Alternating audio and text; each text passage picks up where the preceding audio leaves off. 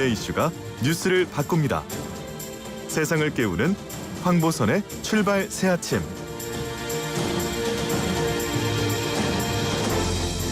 네, 북한 뉴스, 북한 상황 알아보는 지금 북한은 코너 시작하겠습니다. 경제사회연구원의 신범철 외교안보센터장 전화로 연결되어 있습니다.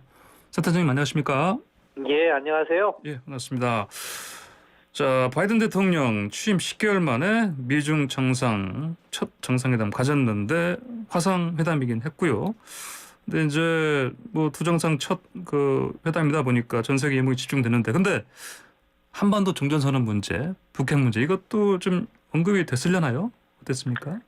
예, 설명을 보면 간단하게 한반도 문제를 논의한 것으로 나오긴 하는데요. 예. 얼마나 구체적인 내용이 오갔는지는 알려지지 않고 있어요. 예. 그렇기 때문에 아무래도 미국 측에서는 북한 비핵화를 강조했고 중국 측에서는 제재 완화를 통해 대화를 재개하자 하는 원론적인 입장이 오간 수준에서 머문 것으로 보입니다. 예, 그렇군요. 알겠습니다.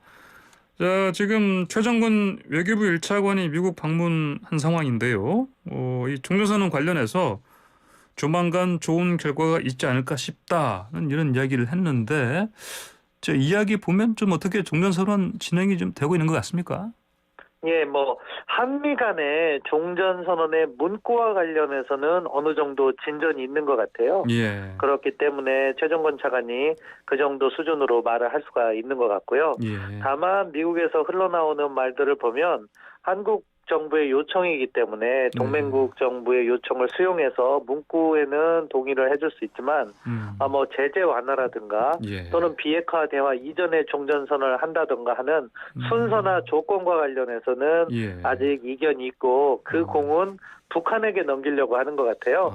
한미는 이런 정도로 종전선언을 추진하려 하는데 예. 제재 없이도 북한이 제재 완화 없이도 비핵화 대화에 복귀하고 종전선언을 할 것이냐, 예. 이러한 문제는 북한에 넘기는 방식이 되지 않을까 싶어요. 그렇군요. 그런데 최종건 차관이요, 이 종전선언 중요성을 강조하면서 뭐라고 했냐면은 누구도 쉽게 벗어날 수 없는 구조를 만드는 게 중요하다. 이게 글쎄요, 이게 정확하게 그러면은 구속력을 강조한 것 같은데 어떻게 보십니까? 저는 구속력을 강조했다고 보기보다는요. 네. 문재인 대통령께서 불가역적인 평화를 언급한 바가 있어요. 네. 그러니까 임기 내에 평화를 완전히 뿌리내리고자 하는 의지, 그거를 강조했는데 같은 맥락으로 종전선언 같은 걸 통해서 이것이 되돌아가지 않게 하자 하는 취지로 이야기한 것 같고요. 예. 다만 이러한 문서를 통해서 그러한 실질적인 평화가 보장되는 것이 아니라 비핵화의 진전이라든가 그것에 따른 제재 완화와 실질 교류 협력, 이런 실체적인 내용이 있어야지 그런 불가역적인 평화가 올 수 있다고 보는데 예. 현 단계에서는 종전선언을 강조하다 보니까 약간 앞서가고 종전선언에 대해서 지나치게 이렇게 의미를 부여하는 게 아닌가 하는 우려가 제기됩니다. 예. 정부에서요, 종전선언은 정치적 선언이다 이렇게 강조해온 이유가 아무래도 그 유엔사 지위 때문에 그런 거 아닐까요? 근데 최근 북한이 유엔사 해체 주장하네요. 속내가 뭘까요?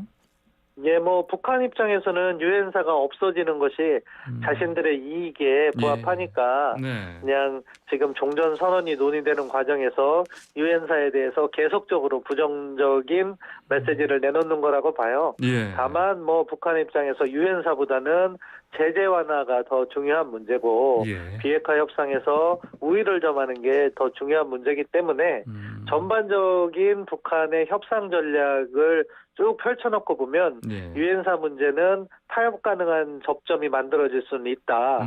오히려 더 근본적인 문제는 제재 완화를 미국이 먼저 해줄 수 있을 것이냐 예. 하는 부분인데 그 부분은 미국이 양보하지 않고 있고 북한으로선 제재 완화나 연합군사훈련 중단 같은 조치가 없으면 대화로 복귀할 것이냐의 문제인데 예. 북한도 입장을 바꾸지 않고 있기 때문에 현재 종전선언이 여전히 불투명한 상황인 거죠. 그렇군요.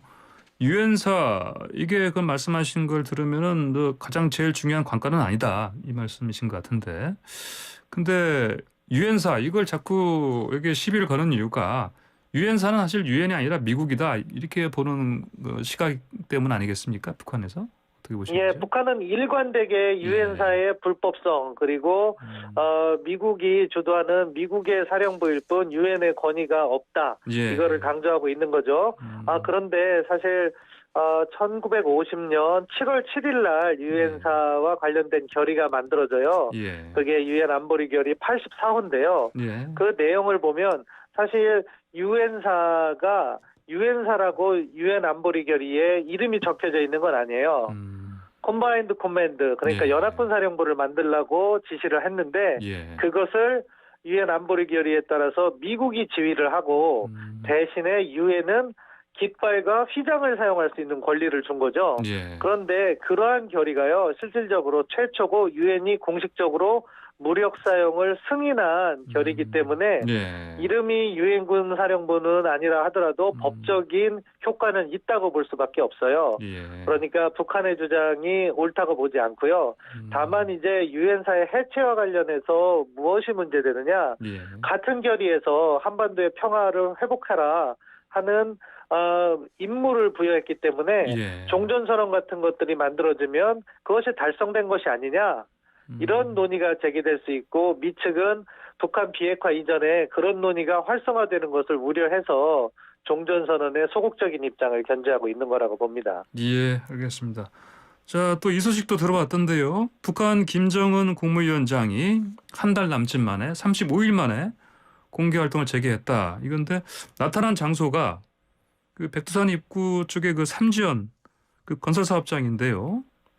이거 관련해서 김은정 위원장이 뭐 중대 결심을 연말에 뭐 내는 거 아니냐 이런 관측이 있던데 어떻게 보시는지요? 예, 동의합니다. 뭔가 중대 결정이 나올 것 같고 예. 아무래도 이제 다시 국경도 개방하고 교역도 정상화하지 않을까 그런 생각이 드는데요. 예. 왜 삼지연에 가면 중대 결심이 있느냐? 북한 김정은 위원장 스스로 백두혈통임을 강조하고 예. 주요한 의사결정이 있을 때마다 백두산을 갔어요. 그 대표적인 사례가 장성택 그러니까 국무부를 처형해서 권력에서 축출하기 전에도 거길 갔었고요. 예. 그런 전례가 있기 때문에 무언가 변화가 있지 않겠느냐 하는 시각이 제기되는데 지금 봐서 뭐 삼지연 자체를 갖다가 사실은 건설 사업이 성공한 측면도 있지만 그것으로 상징하는 경제 발전, 경제 개혁 예. 이런 부분이 있다는 점을 고려할 때 지금 코로나로 북중 국경을 차단해 놓아서 북한 경제가 상당히 어렵거든요. 예. 그것을 이제 개방으로 다시 나가고 대외 관계보다 적극적으로 나오지 않을까 하는 기대감을 갖게 합니다. 예, 중대 결심한다면 어떤 내용으로 추측해 볼 수 있을까요? 기본적으로 저는 북중 간의 국경 개방과 예. 외교 정상화 그리고 다시 대화에 복귀하는 그런 가능성도 배제할 수 없고 예. 큰 틀에서는 결국 북경 올림픽 같은 거에서 정상회담을 수용할 가능성도 있다고 봅니다. 그렇군요. 예, 알겠습니다. 그리고요. 김정은 위원장이 3대 혁명 선구자 대회 이거 개최한다는 소식 들어왔습니다. 이게 어떤 대회입니까, 이게? 뭐 옛날에는 붉은기 쟁취 운동이라고 했고 예. 사실은 뭐 체제 선전을 하는 그런 운동이에요. 예. 뭐 사회, 문화, 예술 다방면에서 우수한 사람들을 선발해서 포상도 하고 예. 국가적으로 당에 충성하자는 분위기를 띄우는 건데요. 이게 주목을 받은 게 보통 10년에 한 번 개최했는데 예. 올해 6년 만에 개최가 돼서 주목을 받았어요. 예. 그런데 왜 올해 했을까? 뭐 통일부에서도 유사한 얘기를 했는데 예. 올해가 이제 김정은 집권 10년 차가 돼요. 예. 그래서 12월 17일에 예. 김정일이 사망을 했고 31일에 김정은이 예. 최초로 최고 사령관에 등극을 해요. 예. 2011년이죠. 그러니까 10주년을 앞두고 예. 어떻게 보면 체제 선전을 강화하고 김정은 위원장의 리더십을 부각시키는 운동을 하고 있다 이렇게 평가합니다. 알겠습니다. 오늘 말씀 여기까지 듣겠습니다. 감사합니다. 예, 감사합니다. 네, 지금까지 신범철 경제사회연구원 외교안보센터장이었습니다.